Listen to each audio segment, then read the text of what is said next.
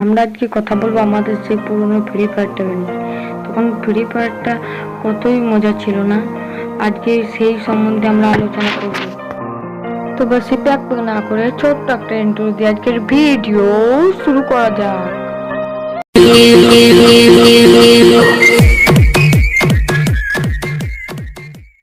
Moments later.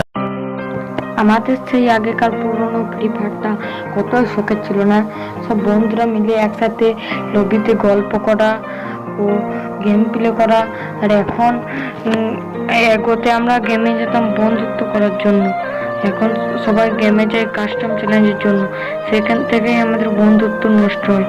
বন্ধুদের মধ্যে custom খেলে কেউ কাস্টম জেতে বা কেউ হারে, সে মধ্যে থেকেই বন্ধুত্ব নষ্ট হয়ে যায়।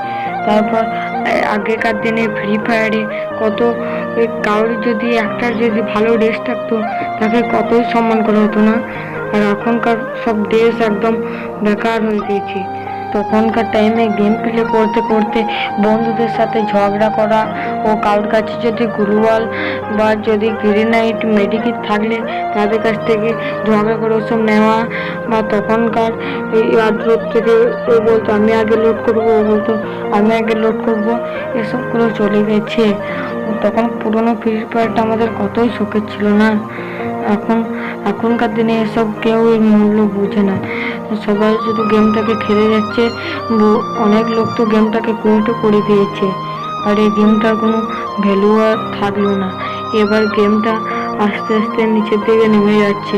তখনকার মতো যদি গেমটি যদি আবার যদি পরিবর্তন হয়, তাহলে যে বান্দাকালা কুইট করে দিয়েছে গেমটাকে, তারা গেমে আসার জন্য আবার রেডি হয়ে যাবে না। তখনকার মতো যদি ফ্রি ফায়ারটা যদি একটু হয়ে, আগেকার দিনে নোবরা পুরো বলে কিছু জিনিসটাই ছিল না। তারপরে দিনের পর দিন যাওয়ার পর যত রেয়ার ড্রেস আসতে থাকে, তারপর নোবরা পুরো এসব হতে থাকে।